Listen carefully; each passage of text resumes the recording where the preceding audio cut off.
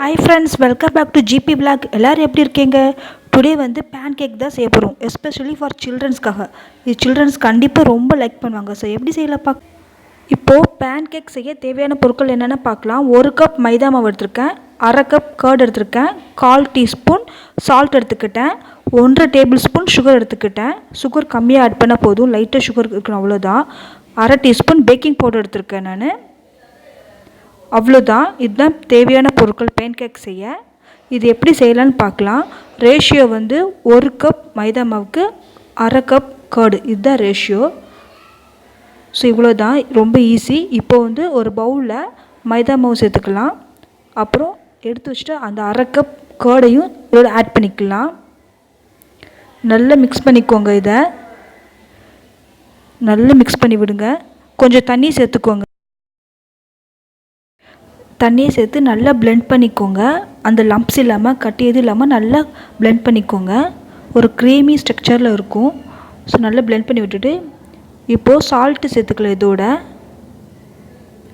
Salt, sugar. இப்போ sugar சேர்த்துக்கலாம். 1 table spoon sugar சேர்த்தா இப்போ லைட் சுகர் இருந்தாலே அதே டேஸ்ட் இருக்கும். இல்லை உங்களுக்கு ரொம்ப ஸ்வீட் வேணும்னா அடிஷ்னலாக சேர்த்துக்கலாம். இல்லை கண்டென்ஸ் மில்க் கூட இதோட சேர்த்துக்கலாம், ரொம்ப டேஸ்ட்டாக இருக்கும். ஆனால் 1 டேபிள் சுகரே போதும், லைட் சுகர் இருந்தால் தான் டேஸ்ட்டாக இருக்கும். ஸோ இதோட பேக்கிங் பவுடர் ஆட் பண்ணிக்கலாம்.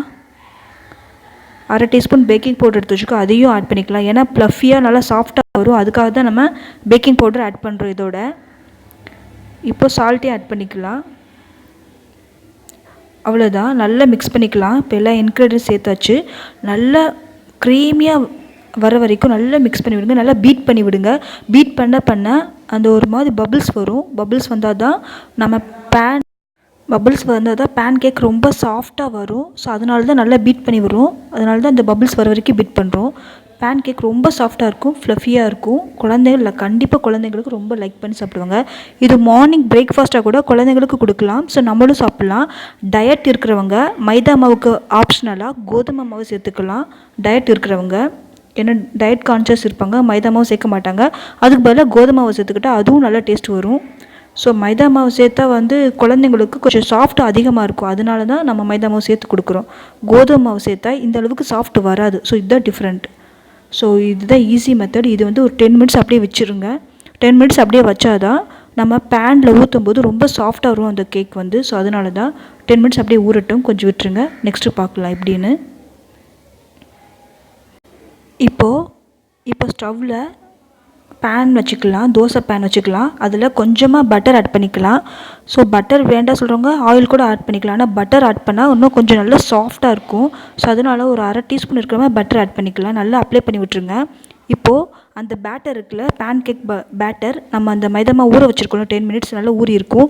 ஸோ அந்த பேட்டர் எடுத்து இப்போ தோசை மாதிரி லைட்டாக, ரொம்ப ஸ்ப்ரெட் பண்ணி விடாதீங்க, லைட்டாக பஞ்ச் பண்ணி விட்டால் போதும், அவ்வளோதான். லைட்டாக ஸ்ப்ரெட் பண்ணி விட்டு பஞ்ச் பண்ணாலே போதும், அவ்வளோதான். இதுனா ஸ்ப்ரெட் பண்ணவே தேவையில்லை, அவசியம் இல்லை. ஸோ அவ்வளோதான், ரொம்ப ஈஸி, ரொம்ப டேஸ்ட்டாக இருக்கும். கொஞ்சம் மீடியம் ஃப்ளேம்லேயே வச்சுருங்க. ஏன்னா வேகமாக இதாகிட்டால் அந்த ஃப்ளஃபினஸ் வராது, அதனால தான். இப்போ பபிள்ஸ் வந்துச்சு. பபிள்ஸ் வந்ததுக்கப்புறம் நம்ம மாற்றி போடலாம். இதை திருப்பி போடலாம். ஒன் சைடு குக் ஆனதுக்கப்புறம் நெக்ஸ்ட்டு சைடு நம்ம திருப்பி போடலாம். திருப்பி போட்டாச்சு. பாருங்கள், பார்க்கவே ரொம்ப சாஃப்டாக தெரியுது.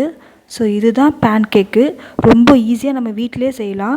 இது பிரேக்ஃபாஸ்ட்டுக்குன்னா ரொம்ப சிம்பிளான ரெசிபி, டேஸ்ட்டாகவும் இருக்கும். இதுக்கு மேலே நம்ம இந்த பேன் கேக்கு மேலே லைட்டாக பட்டர் அப்ளை பண்ணிக்கணும். லாஸ்ட்டாக எடுத்ததுக்கப்புறம் பட்டர் அப்ளை பண்ணிவிட்டு அதுக்கப்புறம் இதோட டேஸ்ட்டுக்கு ஹனி ஆட் பண்ணிக்கலாம். மேப்பிள் சிரப் கூட ஆட் பண்ணிக்கலாம். ஸோ ரொம்ப டேஸ்ட்டாகவும் இருக்கும். ஸோ அவ்வளோதான், குக் ஆயிடுச்சு. இது நம்ம பிளேட்டுக்கு ட்ரான்ஸ்ஃபர் பண்ணிக்கலாம். ஸோ ரொம்ப ஈஸியான ரெசிபி, நீங்களும் ட்ரை பண்ணி பாருங்கள். குழந்தைங்க கண்டிப்பாக விரும்பி சாப்பிடுவாங்க. இது கொஞ்சம் சூடாக இருக்கும் போதே கொடுங்க, அப்போ தான் அந்த ஃப்ளஃபியோட சாப்பிட்டா டேஸ்ட் நல்லாயிருக்கும். பாருங்கள், 2 சைடுமே நல்லா குக் ஆயிடுச்சு. ரொம்ப டேஸ்ட்டான பேன் கேக் ரெடி ஆயிடுச்சு. இப்போது நம்ம இதை பிளேட்டுக்கு ட்ரான்ஸ்ஃபர் பண்ணியாச்சு. இப்போது நான் கொஞ்சமாக பட்டர் ஆட் பண்ணிக்கிறேன். அந்த சாஃப்ட்னஸ்க்காக நான் பட்டர் லைட்டாக அப்ளை பண்ணுறேன். இதுக்கு மேலே பட்டர் ஆட் பண்ணதுக்கு மேலே லைட்டாக ஹனி சேர்த்துக்கலாம், இல்லைனா மேப்பிள் சிரப் சேர்த்துக்கலாம், இல்லைனா கண்டென்ஸ் மில்க் இருந்தால் கூட அது கூட மேலே சேர்த்துக்கலாம். டேஸ்ட்டுக்காக தான், எல்லாமே ஒரு டேஸ்ட்டுக்காக தான் மேலே அப்ளை பண்ணுறது. பட்டர் அப்ளை பண்ண காரணம் வந்து நல்லா சாஃப்ட் வரும், அதுக்காக தான் பட்டர் அப்ளை பண்ணணும். இதுக்கப்புறம் ஆப்ஷனல் தான், நீங்கள் எது வேணால் ஸ்வீட்னஸ்க்காக சேர்த்துக்கலாம்.